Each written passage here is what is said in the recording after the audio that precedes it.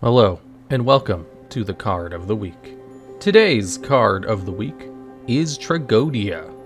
Tragoedia is a level 10 hand trap, which used to saw a ton of play back in the day when it first came out, as it came out in the year of 2010.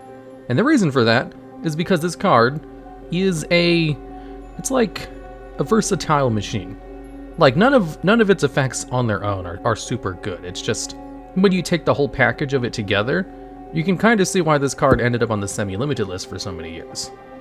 Because here's what the card does. Basically, it's a hand trap. If you take battle damage, you can special summon it from your hand. Its attack and defense are equal to the number of cards in your hand times 600. And once per turn, you can do a couple of the following things, where you can take control of one of your opponent's monsters by discarding a monster from your hand of the exact same level. And this takeover effect is permanent. And also, once per turn, you can target a monster in your graveyard, and its level becomes the same as that level's monster until the end of the turn. Here's why this card was good. It's because it's a high-level monster that can special summon itself from your hand very easily and modify its own level.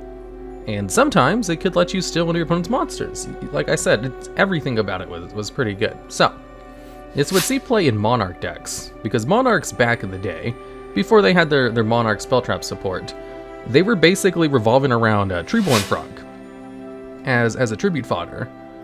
And because Treeborn Frog required you to have no spell or trap cards, they really liked cards which could activate from your hand in order to protect themselves.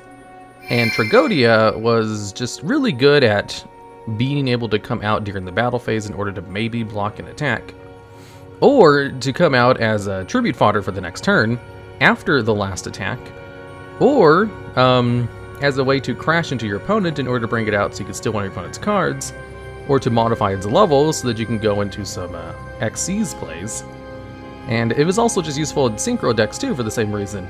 You could crash one of your own monsters to special summon it, and then during the main phase 2 you could use its effects in order to modify its level to go into the perfect level whatever you want.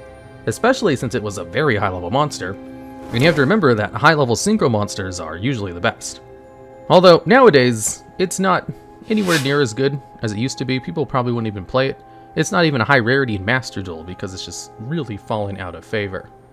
So, let's take a look at its card trivia.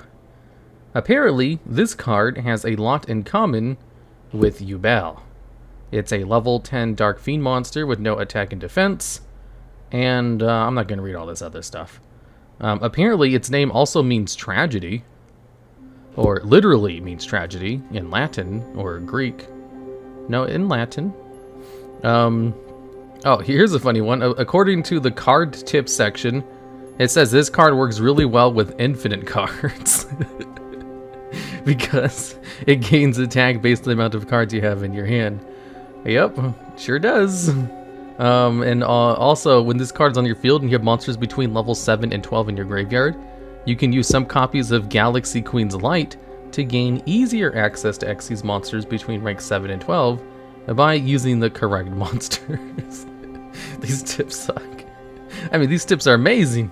Oh, and also, if you use the card D to boost this card's attack while it's on the field, or to draw into it, yep, you can do that. Oh, last one. Since this card is level 10, it can be used as in a train deck for easy rank 10 materials. There you have it. Tragoedia is a train monster because it's level 10. Anyways, come back next week for when we have a new card of the week. Next week we'll be going over something else, which I'll probably have on my Twitter or just pick at random because this is a professional show.